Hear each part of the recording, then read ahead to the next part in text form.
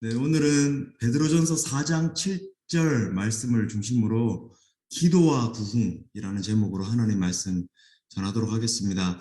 무엇보다 우리 세계 각지에서 우리 수고하고 계신 우리 선교사님들 너무나 귀하고 또 이렇게 아침마다 또 각자 시간이 다를 텐데 이 시간에 모여서 함께 하나님의 임재를 사모한다는 것 자체가 얼마나 귀한 일인지 모르겠습니다. 우리가 이 신앙생활을 할 때 분명히 견지해야 되는 사실이 있습니다. 그것은 영적인 세계가 있다는 것이죠. 많은 이들이 우리가 이 사탄과의 영적인 전쟁 가운데 있다는 사실을 모르고 살아가다가 전쟁에서 패하는 것을 봅니다. 우리 잘 아는 에베소서 6장 12절 말씀에 보면 우리의 씨름은 혈과 육을 상대하는 것이 아니고 통치자들과 권세들과 이 어둠의 세상 주관자들과 하늘에 있는 악의 영들을 상대함이라 이렇게 말씀합니다. 그러니까 보이는 세계가 있는 거죠. seen world가 있고 보이지 않는 세계, unseen world가 있는 겁니다. 이걸 갖다가 우리가 영적인 세계, spiritual world 그러죠. 근데 여기서 꼭 알아야 되는 전제는 뭐냐면 이 보이는 세계는 보이지 않는 세계에 지배를 당한다는 것입니다.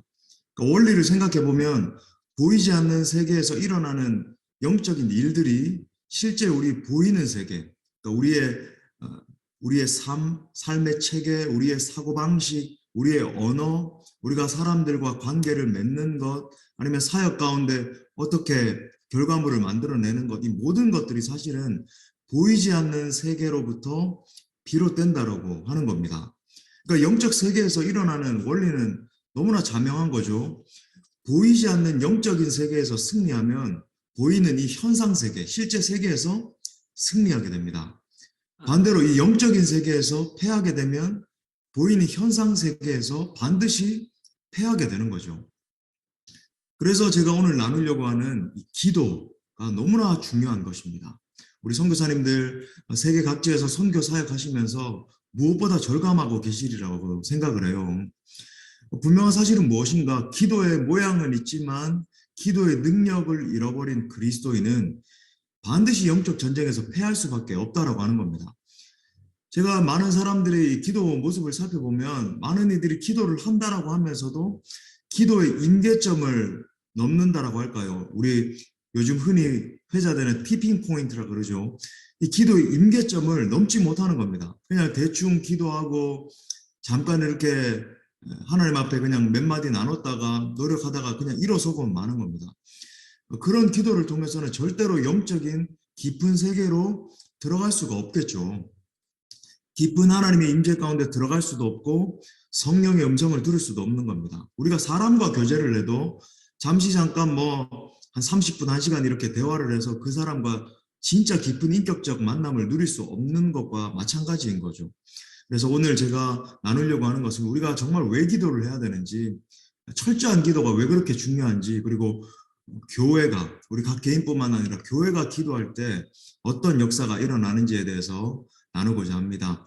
말씀을 나눌 때 정말 여러분의 각 심령마다 기도를 통해서 하나님의 놀라운 부흥을 경험하고자 하는 그런 큰 은혜가 함께 하시기를 축복합니다. 아멘. 첫 번째는 마지막 때 개인이 승리하는 길은 기도밖에 없습니다. 마지막 때 모든 개인이 승리하는 길은 기도밖에 없어요. 오늘 사도 베드로의 권면은 복잡하지 않죠. 너무나 명료합니다. 너희는 정신을 차리고 근신하여 기도하라. 이렇게 말합니다. 우리가 정신을 차리고 근신해서 기도해야 되는 이유가 뭐라고 말합니까? 바로 앞에 보니까 만물의 마지막이 가까이 온 것이 우리가 기도해야 될 이유라고 설명을 하고 있어요. 근데 우리 예수님도 이 사도 베드로와 똑같은 논지로 이렇게 우리가 기도해야 될 이유에 대해서 이렇게 말씀하셨습니다. 누가복음 21장 34절부터 36절에 보면 너희는 스스로 조심하라. 그렇지 않으면 방탕함과 술 취함과 생활의 염려로 마음이 둔하여지고 뜻밖의 그날이, 여기서 말하는 것이 바로 이 만물의 마지막, 그 다음에 예수님의 재림까지도 조망하고 있죠. 덫과 같이 너희에게 임할 것이다. 이 날은 온 지구상에 거하는 모든 사람에게 임하리라. 그러니까 이 재림의 날은 심판의 날이 될 것이다. 이러므로 너희는 장차 올 이 모든 일을 능히 피하고 인자 앞에 서도록 항상 기도하며 깨어 있으라 하시니라. 이렇게 말합니다. 여기서 우리 예수님도 항상 깨어서 기도해야 된다 촉구하십니다. 그 이유가 뭐라고 말합니까? 곧 다가올 재림, 바로 이 심판의 날이 오면 기도하면서 깨어있지 않은 모든 사람은 멸망당하기 때문이라고 말하는 거예요. 그러니까 이 논지가 굉장히 분명합니다. 기도하지 않는 태도가 멸망과 직결된다라고 이야기를 하는 겁니다. 너무나 획기적인 말씀이죠. 우리 주님 이 땅에 처음 오신 이 초림의 날은 우리 온 인류에게 너무 복된 날이었습니다. 우리가 그 은혜로 말미암아 초림 예수님의 그죠, 우리를 위하신 십자가 희생, 부활 승리하심으로 말미암아 우리가 구원받고 이렇게 감격 가운데 있고 우리가 이 놀라운 은혜와 사랑을 또 온 열방 가운데 전하고 있는 것 아니겠습니까? 하지만 우리 주님이 다시 오시는 이 재림의 날은 여러분 잘 아시는 것처럼 철저히 심판의 날이에요. 공의로우신 그 하나님의 진노가 온 인류 가운데 쏟아지는 날입니다. 그날에는 인내하지 못하고 믿음을 저버린 모든 자들에게 하나님의 심판이 임해서 그죠? 불의 가운데 있는 자들에게 하나님의 심판을 피할 길이 없는 거죠. 그래서 계시록 14장에 보면 믿음을 지킨 자와 그렇지 않은 자의 종국이 완연하게 갈리는 걸 보게 됩니다. 성도들의 인내가 여기 있는데 하나님의 계명과 예수님에 대한 믿음을 지키는 자만이 구원을 받게 된다. 근데 끝까지 인내하지 못하면 믿음을 지키지 못하면 어떻게 된다고 말합니까? 이 고난의 연기가 새색토록 올라가게 되고 짐승과 그 우상에게 절하고 그 이름의 표를 받는 자는 누구든지 밤낮 쉼을 얻지 못한다. 영원한 좌절, 영원한 절망, 영원한 심판 가운데 처해지게 된다는 거예요. 저는 오늘날 이 한국교회의 영적인 상황들을 볼 때 이렇게 생각하는 분들이 종종 있음을 봅니다. 나는 뭐 교회 잘 다니고 봉사도 적당히 하고 헌금도 잘하고 직분도 있으니까 이 부류에는 심판당하는 부류에는 속하지 않겠지. 혹 나는 계시록에서 말하는 것처럼 짐승에게 내가 절하든지 우상에게 경배하지 않았기 때문에 나는 괜찮겠지. 혹시 이런 아니라는 생각을 하고 있는 분들에게 질문하고 싶습니다. 여러분 성경이 정말 말하는 우상 숭배가 무엇입니까? 질문을 좀 더 축소해서 성경이 말하는 우상이 뭡니까? 우리가 꼭 석가모니나 금송아지 같은 것을 갖다 놓고 절해야 우상 숭배입니까? 우리 무슬림권에서도 선교하시는 분들도 계시겠지만 그런 분들은 뭐 당연한 자명한 것이고 근데 여러분 정말 분명한 건 뭡니까? 성경이 말하는 우상 숭배는 예수님보다 우리가 더 사랑하는 것이 있는 것, 예수님보다 내가 더 추구하고 더 많은 시간을 보내고 더 많이 따라가는 것, 예수님보다 더 내 마음을 지배하고 있는 바로 그 무엇 아닙니까? 다시 말해 예수님이 나의 왕, 나의 하나님이 아니라 다른 어떠한 것에 빠져서 그것을 내 만족, 내 기쁨으로 삼으면서 살아가는 것을 말하는 거죠. 그러니까 영적인 시각에서 볼 때 예수님보다 더 사랑하는 그것에 내가 절하고 있는 것이라고 하는 거예요. 특별히 누가복음 21장 34절에서 예수님께서 마지막 때 우리가 우상 삼을 수 있는 것들에 대해서 이렇게 나열하시네요. 아까 읽어드린 것처럼 34절에 보니까 너희는 스스로 조심하라. 그렇지 않으면 방탕함과 술 취함과 생활의 염려로 마음이 둔하여지고 뜻밖의 그날이 덕과 같이 너에게 임하게 될 것이다. 우리가 한번 이 세 가지를 조금 더 살펴보면서 한번 점검을 해보기 원해요. 이 마지막 때 우리를 먼저 방탕하게 만드는 게 뭡니까? 저는 뭐 한국뿐만 아니라 전 세계가 그렇다고 생각을 하는데 한국적 상황은 더합니다. 내가 더 성공하는 것, 내가 더 좋은 직장에 가는 것, 더 좋은 집에 사는 것, 내 자식 성공시키는 것, 학생들 뭐 더 좋은 대학 가는 것, 더 좋은 외모를 갖는 것, 여기에 사람들이 혈안이 돼 있고 더 많은 자기를 과시하는 것들을 더 확보하기 위해서 영적인 것들을 추구하지 않는 것을 보게 됩니다. 물론 제가 공부도 뭐 게을리하고 삶에서 성실하게 살지 말라는 그런 이야기가 아니죠. 저는 이 현대 한국 사회를 지배하고 있는 하나의 일종의 영이라 그럴까요? 바로 허영이라고 생각을 해요. 이 허영은 다름이 아니라 자기 자신의 내면에 있는 영적인 공허함을 나타내는 거죠. 영적으로 비어 있으니까 다른 외적인 것들로 계속 채우려고 하는 겁니다. 더 나아가서 두 번째, 우리를 이 마지막 때 술 취하게 만드는 게 뭐가 있을까요? 물론 이건 비단 술만 이야기하는 것이 아니겠죠. 당연히 술 중독도 있고, 그런데 많은 젊은이들 지금 마약 중독, 여러분 뭐 보셨는지 모르겠지만 지금 미국뿐만 아니라 한국도 그런데 지금 펜타닐이라고 하는 이 마약이 젊은이들 사이에서 얼마나 지금 많이 횡행하고 있는지 몰라요. 이 펜타닐이 일반 뭐 코카인이라든지 이런 마약의 한 100배 정도 되는 중독성이 있는데 이걸 한번 붙이고 나면 이게 패치의 형태로 나옵니다. 근데 일반 약국에서도 살 수 있어요. 심지어 간단하게 병원에서 처방을 받으면. 그래서 이거에 빠져가지고 지금 뭐 방황하는 청소년들, 청년들이 얼마나 많은지 모르고 미국은 여러분 뭐 다큐멘터리 이런 데 보셨죠? 완전 좀비들이 돼가지고 전부 다 펜타닐 중독된 것 아닙니까? 그렇게 돌아다니고 있고 더 나가서 뭐 도박 중독, 게임 중독, 성 중독, 음악 중독, 요즘은 또 미디어 중독, 하루 종일 넷플릭스 보고 하루 종일 미디어 유튜브 컨텐츠 살피고 있고 그다음에 드라마 중독, 쇼핑 중독 등 각종 중독들이 있는 거예요.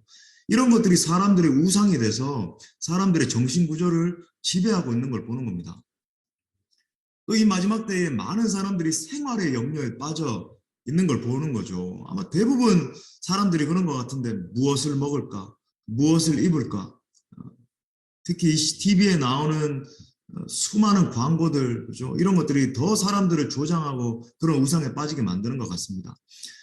결정적으로 이 세 가지에 빠져 있으면 우리 안에 일어나는 현상이 있다라고 성경이 고발합니다. 그럼 뭡니까? 마음이 둔하여지고라고 말해요. 마음이 둔하여지고라고 이야기를 합니다. 이 말의 원어상의 의미가 뭐냐면 우리의 마음 자체가 뚱뚱하게 돼서 무게 자체가 무거워지는 것을 말하는 거예요. 소위 육중하고 강팍한 마음이 되는 거죠. 그래서 그 어떤 외부의 자극에도 반응하지 못하게 되는 부드러운 마음이 아니라 아주 살이 지방이 껴있는 육중한 뚱뚱한 마음이 되는 겁니다. 바울 서신에 보면 이 둔하여진 마음이 모든 죄악의 뿌리가 된다라고 이야기를 해요. 우리가 꼭 알아야 되는 게 뭐냐면 이 마지막 때 사탄이 노리는 지점도 바로 이 지점이라고 하는 거예요. 우리의 마음을 둔하게 만들어서 그 어떤 말씀을 들어도 반응하지 못하게 만드는 거예요. 우리의 마음을 굳게 만들어서 은혜 앞에 반응하지 못하게 만듭니다. 말씀을 들어도 반응이 없고 기도를 해도 뜨거움이 없고 찬송을 해도 감격이 없는 거예요. 그러니까 은혜 보좌 앞에는 있는데 아무런 감동이나 감화를 느끼지 못하는 겁니다. 내 삶 속에서는 내 죄악이 점점 더 쌓여가고 하나님의 진노가 더해져 감에도 불구하고 그것을 감지하지 못하는 상태가 되는 거죠. 적당하게 이런 숨어져 있는 죄가 있음에도 불구하고 이것도 짓고 나는 사역도 감당하리라. 사람들 앞에서는 놀랍게 복음을 전하는 사람으로 서 있음에도 불구하고 적당한 수준에서 이런 것들은 내가 즐겨도 괜찮지. 소위 심각한 영적인 질병에 걸리게 되는 겁니다. 여러분 이것이 사탄이 노리는 지점이라고 하는 거예요. 우리의 마음을 굳게 만들어서 더 깊은 죄악을 추구하게 만들고 더 뭔가 내 마음을 자극하는 자극적인 죄악에 빠지게 만드는 거죠. 여러분 교회는 왔다 갔다 하고 우리가 사역 현장에서 사방팔방 다니면서 사역도 하고 있지만 이렇게 한켠에서 우상 숭배하고 있으면 마지막에 심판당합니다. 저는 이것이 정말 예수 그리스도를 영접하지 않은 심령에서부터 비롯될 수도 있다고 생각을 해요. 그러니까 마지막 때 이런 상태에 있으면 진짜 회개에 이르지 않는 심령 상태에 있으면 그죠? 주님 경계하신 것처럼 주님 제가 주님의 이름으로 엄청난 일을 행했습니다. 병자도 일으키고 죽은 자도 살리고 지금으로 따지면 뭐 3,000명, 5,000명, 몇만 명 되는 교회도 만들고 했는데요. 그날에 내가 이르기를 내가 너를 도무지 알지 못하겠다. 이렇게 엄청난 결과를 맞이하게 될 수도 있다고 하는 겁니다. 아니 무슨 말입니까? 예수님 믿으면 전부 다 천국은 따놓은 당상 아닙니까? 여러분 내가 정말 진정으로 예수 그리스도를 나의 왕으로 나의 주님으로 모시고 있다고 한다면 나의 영혼을 점점 이러한 파국으로 치닫게 내버려두지 않게 된다는 거죠. 내가 정말 예수 그리스도를 나의 구주, 나의 하나님으로 모시고 있고 내가 날마다 겸손한 마음으로 주님, 내가 너무나 부족하기 때문에 주 성령 하나님을 의지합니다. 주님 한 분만을 의지합니다. 이런 태도로 나가게 되면 내 삶의 가치와 내 사역 현장 가운데 혁명적인 변화가 일어나게 되는 거죠. 소위 우리가 흔히 말하는 예수혁명이 일어나게 되는 거예요.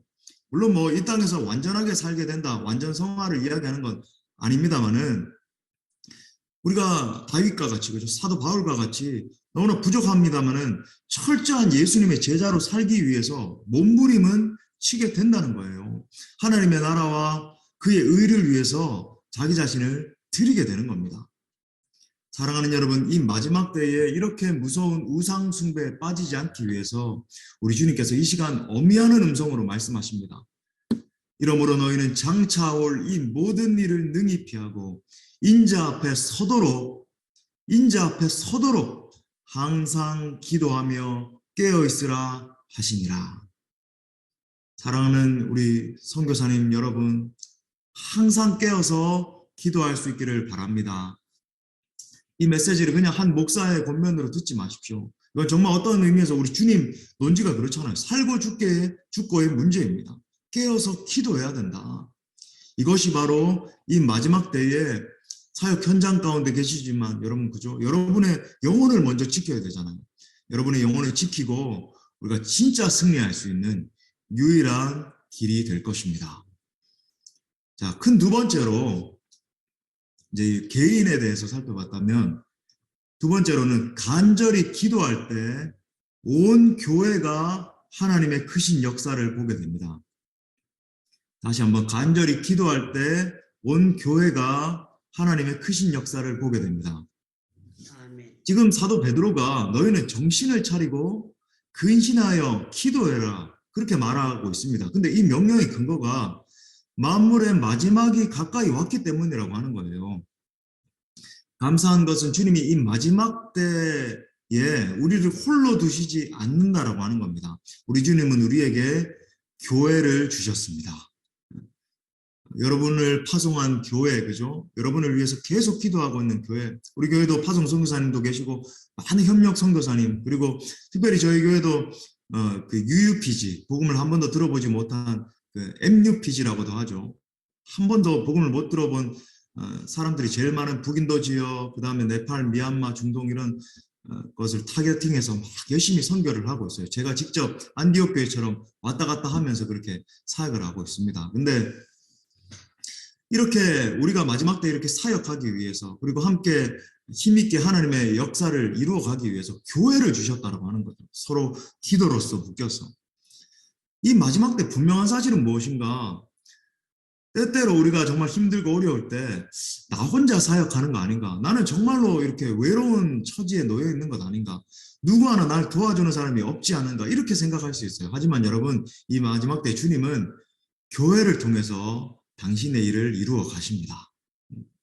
교회가 함께 있는 거죠. 동시에 주님이 우리에게 이 교회를 주시면서 그냥 내버려 두시지 않았다는 거예요. 주님, 이 마지막 때에 교회들에게 놀라운 권능을 부어주셨는데 그것의 시발점이 되는 것이 바로 이 오순절 성령 강림 사건입니다. 제가 지금 이 사도행전 강해를 하고 있는데, 이제 사도행전 강해 이제 이번 주가 되면 9번째 시간인데, 여러분 필요하시면 이렇게 들어보셔도 좋을 것 같아요. 우리 결정적인 말씀 아닙니까? 사도행전 2장 1절부터 4절을 보니까 오순절날이 이미 이르매 그들이 다 같이 한 곳에 모였더니 호련히 하늘로부터 급하고 강한 바람 같은 소리가 있어 그들이 앉은 온 집에 가득하며 마치 불의 혀처럼 갈라지는 것들이 그들에게 보여 각 사람 위에 하나씩 임하여 있더니 그들이 다 성령의 충만함을 받고 성령이 말하게 하심을 따라 다른 언어들로 말하기를 시작하니라. 이 말씀이 보여주는 그림이 명확합니다. 교회가 화심에서 간절히 기도하기 시작했어요. 그리고 하나님의 이 카이로스적인 시간이 됐을 때, 하나님의 타이밍이 됐을 때 하늘로부터 이 약속하신 성령의 불이 부어졌습니다. 우리가 그 당시 교회의 모습을 상상해 볼 수 있죠. 이 오순절 성령 강림 사건은 예수님 승천하시고 약 한 10일쯤 지났을 때 임하게 됐다, 이렇게 많은 학자들이 추측을 하잖아요. 우리가 생각해 볼 수 있는 겁니다. 많은 성도들의 마음이 쉽지 않았어요. 분명 세상 끝날까지 함께 하신다라고 했는데 주님이 그냥 올라가 버린 겁니다. 분명 영광 중에 올라가셨지만 남겨진 성도들의 마음에 두려움과 염려가 가득했을 거예요. 우리 잘 아는 것처럼 이때 이제 로마 권력과 유대 종교 지도자들이 쳐들어와서 자기 자신들을 잡아갈지도 모른다. 자신들에게 남겨진 것이라고는 약속한 것을 기다리라고 하는 예수님의 말씀밖에 없었던 거죠. 지금의 상황과 얼마나 닮아 있는지, 우리가 정말로 힘있고 능력있게 선교적 사명을 감당해야 되는데 팬데믹이라고 하는 것이 터져서 얼마나 많은 선교의 문이 닫혀지고, 저희 교회만 해도 중국으로 파송돼 있던 선교사님이 이 중국의 큰 핍박과 이 팬데믹 상황이 맞물리면서 결국은 추방당하게 되고 지금 또 타 지역으로 가셨는데, 여러 가지 그런 어려움 상황을 여러분들이 또 맞닥뜨렸잖아요. 정말로 뭔가 사역에 브레이크트루가 일어나고 진짜 하나님의 영광을 선포해야 되는데, 주님 오실 길 예비해야 되는데, 이거 무슨 이런 상황이 벌어져서 사역의 길들이 막혀지고 복음 전하기가 이렇게 힘들어지는가. 이때 지도자 베드로가 이들의 어수선한 마음을 하나씩 모으기 시작했습니다. 마가의 다락방이라고 추측하는 사람도 있지만 그건 모르는 거죠. 다락방에서 함께 이제 기도하자라고 그랬어요. 아마 상상해 볼 수 있을 것 같아요. 처음에 기도를 시작할 때는 여러 가지 두려움과 염려와 공포와 슬픔의 마음이 막 뒤엉켜서 기도가 뜨겁지 않았을 수 있습니다. 근데 기도가 막 지속될수록 점점 이들의 기도가 타오르기 시작한 겁니다. 피곤한 성도가 있으면 잠깐씩 이렇게 쉬어가기도 했지만 이들의 기도가 식을 줄 모르게 되는 거죠. 이 기도가 막 릴레이식으로 지속이 되다가 열흘쯤 되었을 무렵에 갑자기 놀라운 일이 일어난 거예요. 하늘을 가르고 약속하신 성령께서 임재하신 겁니다. 각 사람들이 방언으로 말하기 시작하고 여러 가지 성령의 역사들이 나타났죠. 이들의 마음 가운데 두려움이 가득했었는데 갑자기 이 두려움이 완전히 떠나가고 성령께서 이들의 심령을 지배하기 시작하니까 담대히 하나님의 말씀을 전하는 사람들로 완전히 뒤바뀌었습니다. 사도행전 4장 29절부터 31절 놀라운 말씀이 나오죠. 주여 이제도 그들의 위협함을 굽어보시옵고 또 종들로 하여금 담대히 하나님의 말씀을 전하게 하여 주시오며 손을 내밀어 병을 낫게 하시옵고 표적과 기사가 거룩한 종 예수의 이름으로 이루어지게 하옵소서 하더라. 비기를 다음에 모인 곳이 진동하더니 무리가 다 성령이 충만하여 담대히 하나님의 말씀을 전하니라. 사랑하는 여러분, 이 놀라운 구도를 보십시오. 오늘날 교회에게 필요한 것, 오늘날 선교 사역의 영적인 문이 열리는 것을 위해서 가장 결정적으로 필요한 것이 무엇입니까? 인간의 어떤 미사 여구입니까? 우리가 어떤 우리의 지력을 잘 짜내는 것입니까? 전략을 잘 세우는 것입니까? 그런 것들은 다 무력하게 될 것입니다. 오늘날 우리의 사역에, 우리의 교회에 필요한 것은 바로 성령의 권능과 역사인 줄 믿습니다. 우리 교회들에게 절대적으로 필요한 것, 성령께서 정말 강하게 임하셔서 우리의 심령과 각 사람의 심령과 공동체 가운데 부흥이 일어나는 거예요. 지금 제가 말씀드리고 있는 부흥은 단순히 어떤 양적인 성장을 이루는 것이 아니죠. 이것도 물론 뭐 양적 성장도 필요하겠지만은 우리는 궁극적인 부흥이 일어나길 사모해야 되는 거예요. 정말 이 마지막 때에 약속하신 성령의 비가 각 교회들 위해 부어지기를 기도해야 되는 겁니다. 여러분들의 각 심령들 위에 성령의 폭포수가 부어지길 위해서 무엇보다 기도를 해야 되는 거죠. 정말 진정한 부흥을 주셔서 나라와 민족과 열방을 섬기는 내 개인과 교회들로 일어나야 되는 겁니다. 분명한 것은 이러한 역사는 단순히 어떤 구호로 되는 것이 아니라고 하는 거죠. 어떤 좋은 프로그램을 기획한다고 이루어지는 게 아닌 겁니다. 우리가 얼마나 이 부흥주의에 그쳤나요? 마르틴 로이드 존스 목사님과 이한 머리가 경계했던 것처럼, 그죠? 이 부흥주의, 얼마나 뭐 어게인 1907 외치고 저 광화문 광장에 2만 명, 3만 명이 모여서 부흥이 이제 100년 평양 대부흥 100주년을 기념해서 임하게 될 것이다. 근데 그 가운데서 얼마나 우리 한국교회가 더 많은 비난을 받게 되고 점점 더 쇠락의 길을 걷게 되고 우리가 부흥주의는 지쳤잖아요. 아니면 좋은 지도자가 세워졌으니까 이제 다 됐다. 아니면 어떤 우리 교회에, 우리 공동체에, 내 사역 가운데 이런 좀 이렇게 사역이 열려졌으니까 이제 다 됐다. 그런 것이 아니라는 거죠. 지금 성경이 명확하게 보여주고 있는 게 뭡니까? 오직 이 부흥의 역사는 성도들의 기도를 통해 임한다는 것입니다. 우리가 마음을 모아 기도할 때 성령이 임하시는 거죠. 우리가 정말 절박한 마음으로 간절히 부르짖고 주님 앞에 엎드릴 때 주님이 불을 부어주시는 거예요. 우리가 잘 아는 것처럼 기독교 역사상 어떤 부흥도 기도 없이 이루어지지 않았습니다. 여러분 종교 개혁이 어떻게 이루어졌는지 너무 잘 아시잖아요. 당시 세계의 권력이라고 말했던 이 로맨 캐톨릭을 이기고 어떻게 종교 개혁이 일어났습니까? 단순히 개혁자 마르틴 루터의 대단한 지도력, 어떤 인간적인 수단에 의해서 일어난 것이 아니죠. 루터가 철저한 기도의 사람이었다고 하는 것, 우리 너무 잘 알잖아요. 종교개혁의 대과업을 이루고 주님 앞에 서기 전에 루터가 마지막으로 이렇게 고백했다고 합니다. 나는 내 기도가 사탄보다 강하다고 생각한다. 그렇지 않았다면 나는 이미 오래전에 딴 길로 갔을 것이다. 그랬더라면 사람들은 나를 통해 일하시는 하나님의 크신 역사를 보지 못했을 것이다. 내가 단 하루라도 기도를 소홀히 했다면 신앙의 힘을 많이 상실했을 것이다. 개혁은 철저히 기도를 통해 이루어졌다. 저는 여러분 잘 아신 것처럼 2월 8일부터 18일 이상 지속되었던 미국의 에즈베리 대부흥을 보면서 정말 기쁨을 가눌 길이 없었습니다.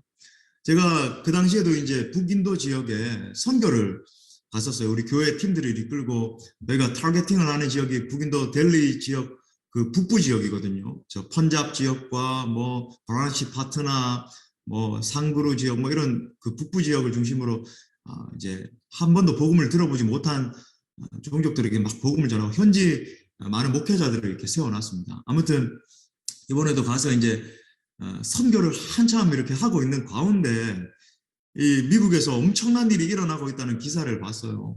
그리고 몇몇 이렇게 영상들도 살펴보면서 영적인 흥분을 가눌 길이 없었습니다. 그래서 제가 한국에 복귀하자마자 이렇게 사도행전 강해를 하면서 약간 논지에 맞지 않았는데도 제가 그 영상 같은 것도 이렇게 좀 준비를 해서 우리 성도들에게 보여줬어요. 지금 미국에서 에즈베리에서 이런 엄청난 일이 일어나고 있습니다.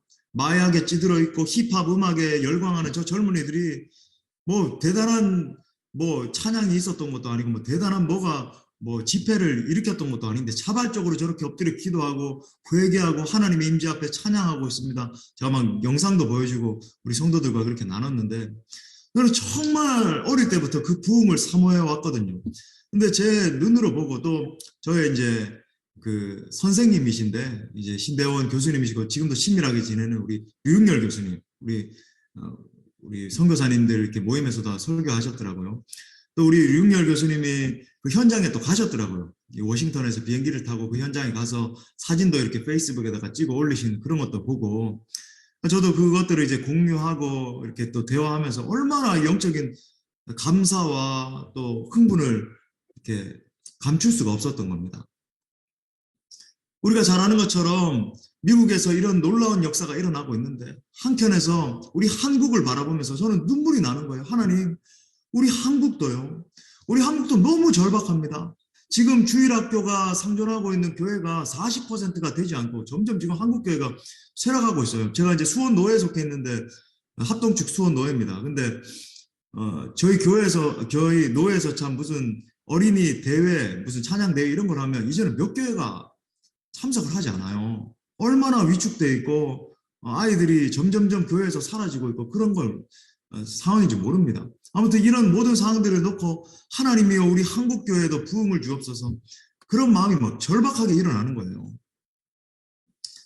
여러분 잘 아시는 것처럼 영국 웨일즈 땅에서 1904년에 엄청난 부흥이 일어났잖아요. 재미있는 것은 이 부흥이 어떤 유명한 부흥사에 의해서 일어난 게 아니지 않습니까? 웨일즈 광부의 아들로 태어났던 이반 로버츠라고 하는 무명의 청년에 의해서 일어났잖아요. 이반 로버츠가 어릴 때 얼마나 가난한 이 노동자의 가정에서 자랐는데 참 감사한 거 그가 하나님의 사람으로 성장했다는 거죠.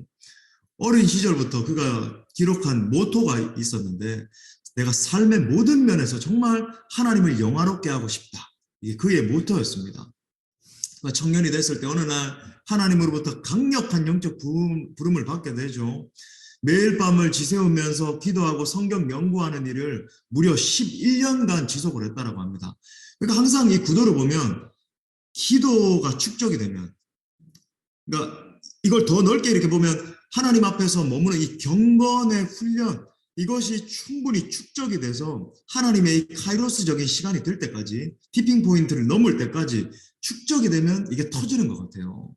그래서 1904년에 고향 모리아 교회를 중심으로 기도 집회를 시작했지 않습니까? 첫 집회 17명으로 시작을 했고 마치 이 17명 가운데 오순절 성령의 역사와 같이 이 에즈베리 대부흥도 19명으로 시작했는데 이게 참 유사점이 있는 것 같아요. 모인 17명이 모두 성령의 충만함을 받게 되죠. 이후에 수많은 사람들이 주님 앞에 나와서 회개하는 역사가 일어나게 되고 약 5개월 만에 웨일즈 전역에서 10만 명이 이 집회에 참석을 하게 되지 않습니까? 그래서 이 기록에 보면 집회에 사람들이 너무 많이 몰려와서 야외 마당에서 집회 사람들이 막 장사진을 이뤄서 그렇게 집회를 하게 되고 야외 마당에서도 막 사람들이 엎드려 기도하면서 성령 충만을 겪게 되고 또 그가 인도한 집회의 한 가지 특징이 사회적 변혁 아닙니까? 조나단 에드워드 목사님 말씀하신 것처럼 대사회적인 변혁으로까지 일어나는 진정한 부흥의 징표죠. 그래서 그 지역의 탄광에서 일하던 광부들이 회개하고 그들이 훔친 연장을 돌려주고 그 지방의 그 술집들과 창기들과 뭐 여러 가지 그 음란한 것들이 전부 다 막 문을 닫고 그죠? 텅텅 비게 되고 심지어 형무소의 죄수들도 성령받고 변화된 역사가 일어났다라고 하는 거예요. 더 나아가서 웨일즈에서 일어났던 그 부흥의 불길이 영국 전역을 거쳐서 미국과 캐나다와 인도와 중국 급기야 한국에까지 넘어오게 된 겁니다. 그래서 여러분 우리가 이 평양 대부흥이라고 하는 역사상 전무했던 엄청난 성령의 불의 역사를 경험하게 된 것 아닙니까? 이 모든 것이 어디로부터 비롯됐는가 제가 주목하고자 하는 지점이 바로 이거예요. 이반 로버츠라고 하는 한 청년이 하나님 앞에 엎드려 기도하기 시작했을 때 일어난 거예요. 사랑하는 여러분, 우리가 보고자 하는 부흥은 바로 이런 부흥인 것입니다. 웨일즈 부흥, 평양 대부흥, 에즈베리 대부흥 같은 역사는 하나님의 주권 가운데 하나님의 때에 일어난 역사예요. 근데 분명한 사실은 뭐냐면 하나님께서 이 마지막 때에 우리 가운데 가지고 계신 이 부흥의 계획이 있다라고 하는 사실입니다.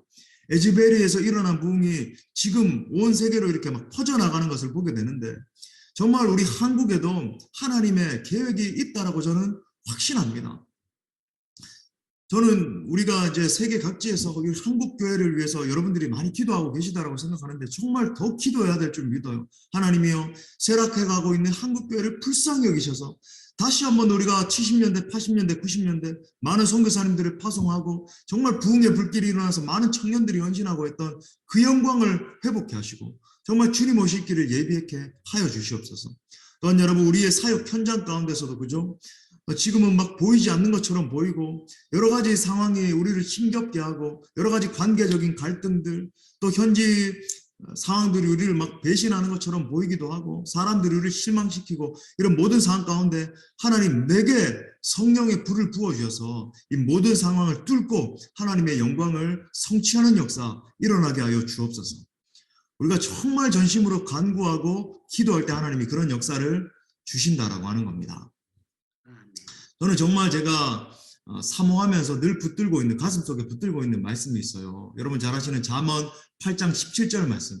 나를 사랑하는 자들이 나의 사랑을 입으며 나를 간절히 찾는 자가 나를 만날 것이니라. 나를 간절히 찾는 자가 나를 만날 것이라고 말씀합니다. 이것이 바로 부흥의 원리 아닙니까? 주님의 약속이고 우리가 마음을 모아서 간절히 기도할 때 우리 각자가 그죠 사역 현장 가운데 뭐 일어날 때든지 잘 때든지 온종일 하나님의 임재에 사로잡혀서 그 하나님의 임재를 초청하고 그 하나님의 임재 가운데서 하나님 내가 사역 감당하기 원합니다. 계속 갈망하고 또 우리가 합심해서 이렇게 모일 때든지 아니면 여러분 사역 현장 가운데 어떤 모임이 있다면 모일 때든지 모여서는 똑같이 또 막 손을 붙들고 간절한 마음으로 합심해서 부흥을 사모하면서 기도하고 그렇게 나아갈 때 하나님의 타이밍에 성령의 불을 부어주시는 거예요. 그래서 그 결과로 우리로 하여금 온 민족과 열방을 향한 사명을 감당케 하시는 겁니다. 여러 가지 사역에 그죠 문제들이 돌파가 되고 산들이 평지가 되는 역사가 일어나고 하나님의 영광으로 충만하게 채워지는 역사가 일어나게 된다라고 하는 거예요. 말씀의 결론을 맺고자 합니다. 제 안에 있는 이 한 가지 확신이 있어요. 교회의 성장도 마찬가지고 부흥하는 것도 마찬가지이고 모든 것의 키가 무엇인가? 성령의 능력으로 부흥받은 한 사람이라고 하는 겁니다. 오늘날 한국 교회도 많은 사람들이 교회 성장을 꿈꾸면서 이런 프로그램 저런 프로그램에 아직도 기대는 것을 보게 돼요. 무슨 세미나 있다 그러면 거기 우르르 몰려가고 저기 기웃기웃거리고 뭔가 체계적인 시스템, 멋진 시설을 갖추고 화려한 뭔가를 하면은 뭔가 이루어질 것처럼, 물론 뭐 그런 것이 전혀 필요 없다는 건 아니죠. 그런 것도 필요할 수도 있습니다. 인간적인 또 지혜도 강구해야 되니까요. 하지만 그것이 정답이 아니라고 하는 거예요. 여러분, 진정한 부흥의 키, 진짜 사역 가운데서 돌파가 일어나는 것, 그 모든 것을 뛰어넘어서 정말 사역의 지경이 넓어지고 하나님의 영광을 선포하게 되는 것, 그 모든 것의 키는 한 사람의 준비된 존재에 있다고 하는 겁니다. 이 존재가 하나님 앞에 반응하고 기도를 엎드리는 거예요. 존재가 관건이다. 저는 우리 후배 사역자들에게도, 우리 같이 동역하고 있는 또 후배 사역자들, 아니면 또 저 많은 또 제자들이 있습니다. 제자들이 목회하고 있는 제자들이 한 20명 정도 이상이 되는데, 그 친구들이 계속 찾아와요. 어떻게 해야 됩니까? 이렇게 하고 연락하고 하는데, 저는 목이 터져라 외치는 게 이거예요. 존재가 사역하는 것이다.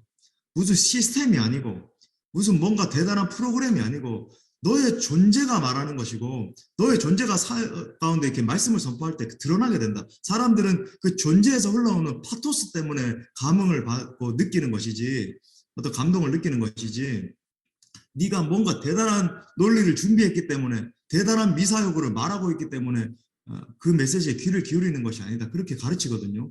저는 확신해요. 존재가 관건이다. 한 리더의 존재 안에 성령의 불이 타오르게 되면 그 불이 다른 사람을 태우기 마련인 거죠. 한 사람 안에 있는 불은 옆에 있는 사람들에게 옮겨 붙게 돼 있는 겁니다. 그리고 불을 경험한 사람들은 그 불로 또 다른 사람들을 태우게 되는 거예요. 이것이 성령께서 역사하시는 원리인 겁니다. 저는 너무나 부족하기 짝이 없지만은 어떻게 기도를 배우게 되었는가? 저희 어머니가 기도의 사람이셨어요. 저희 어머니는 지금 이제 80이 다 돼 가시는데 이제 일평생 목회를 하셨습니다. 젊은 날에 이렇게 많은 고생을 하시고 그 고생 가운데 이렇게 기도의 불이 임하셨어요. 제가 어린 시절에 그 아버지가 참 탁월한 건축가셨는데 이렇게 큰 사건이 있었어요. 뭐 이 시간에 다 나눌 시간은 없습니다만, 그 사건을 통해서 아버님이 이제 중동에 왔다 갔다 하면서 재기하시기 위해서 여러 가지 이렇게 뛰어다니시다가 행방불명되는 일이 일어났습니다. 저희가 한 2년 이상을 찾기 위해서 뭐 이렇게 노력했는데 그게 안 돼서, 그때부터 어머니께서 누님과 저를 이렇게 눈물의 기도로 키우셨어요. 그러다가 이제 막 저는 이제 대구 출신인데, 대구에 어머니가 이제 주암산 기도원이라고 있어요. 거기에 막 진짜 7년을 하루같이 비닐봉지 막 가지고 올라가셔서 막 눈이 오나 비가 오나, 눈 올 때는 추우니까 거기 비닐봉지에다가 구멍을 뚫어놓고 그 안에 들어가셔서 막 기도를 하시고, 그렇게 하다가 이제 불이 임한 겁니다. 그래서 이제 여러 가지 능력이 임해서 우리 원래 합동 측에 이제 권사님으로 계셨는데, 권사님으로 재직하실 때 말기 간암 걸린 권사님이 있었어요. 이 권사님이 여러 가지 노력을 했는데 안 돼서 저희 어머니에게 전화가 온 겁니다. 어느 날, 권사님 제가 이제 다 해서 이제 죽게 생겼는데 마지막으로 권사님한테 한번 기도받기 원해요. 저희 집에 찾아왔는데 어머니가 한 30분 이상을 간절히 기도를 해드렸답니다. 근데 그 다음날 이제 이 권사님이 전화가 오셔가지고, 권사님 저희 어머니에게 하는 말이, 제가 지난밤에 너무 뜨거워서 잠을 잘 수가 없었다고 이런 얘기를 하는 겁니다. 그래가지고 2주 후에 검진이 있어가지고 갔는데 간암 말기라서 복수가 이렇게 차 있었는데 암이 다 없어진 거예요. 그 사이에 뭐 무슨 뭐 피 같은 게 막 이렇게 쏟아지고 있는데 암이 다 없어지게 되고, 이 권사님이 몇 년을 더 사시다가 천국으로 가시게 됐어요. 이 소문이 퍼지면서 당시에 저희가 너무 형편이 어렵고 하는 가운데서 이렇게 새로 지내고 있었는데, 여기 사람들이 막 하루에도 막 200명씩 막 그렇게 기도를 받으러 몰려와서 11시에 예배가 시작이 되면은 새벽 3시, 4시까지 어머니가 지금 너무 그렇게 고생을 하셔가지고 한 25년 이상을 그렇게 기도 사역도 하시고 목회를 하시면서 뭐 관절염이 오셔서 너무 이렇게 몸이 또 아프시기도 한데, 아무튼 그러셨어요. 막 죽는지 사는지, 경상도 사투리로 죽는 동 사는 동 모르고 그렇게 사역을 하셨습니다. 그래서 많은 사람들이 치료가 되고, 뭐 러시아 같은 지역에 가서는 뭐 이렇게 마피아 부두목이 위암이었는데 이렇게 기도해주고 나와가지고 마피아 100명이 주님 앞에 돌아오는 일도 일어나고, 뭐 여러 가지 하여튼 일본에서는 식물인간이 뭐 일어나기도 해서 뭐 또 한 교회가 생기기도 하고 여러 역사들이 있었어요. 저는 그 어머니의 그 기도의 불이 저에게로 옮겨오게 된 겁니다. 그래서 저는 어릴 때부터 합동축에서 자랐지만 성령의 역사에 대해서 부인할 수가 없는 거예요. 저는 이 성령의 역사에 대해서 마르틴 로이드 존스 목사님이라든지 조나단 에드워드 목사님 이런 분들의 노선을 따르거든요. 저는 철저히 개혁주의적인 신학을 가지고 있지만 철저히 성령의 역사를 인정을 합니다. 그래서 저는 정말로 이렇게 제 사역이 참 부족하지만 그래도 이렇게 역동적으로 일어날 수 있는 비결 중에 하나가 기도로서 엎드리면서 하나님 주시는 그 영감대로 사역하는 것이라고 생각을 해요. 아무튼 사랑하는 선교사님들, 하나님은 기도하는 한 사람을 통해서 일하신다. 철박하게 기도하는 한 사람에게 성령의 기름을 부어주시고 나라와 민족과 열방을 살리는 사람으로 세워주시는 겁니다.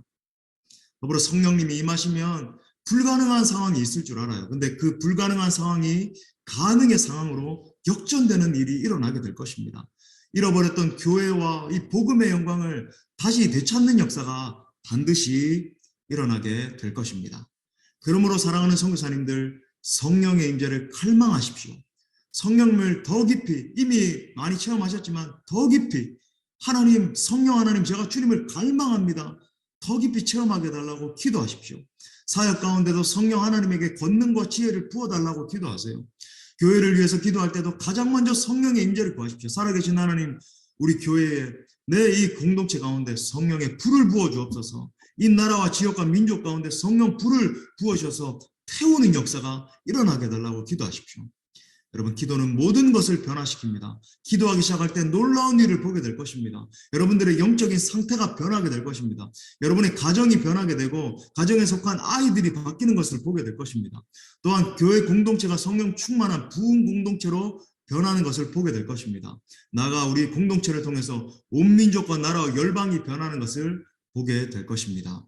하나님은 지금도 철저하게 기도하는 한 사람, 절박하게 기도하는 공동체를 찾고 계시는 거예요.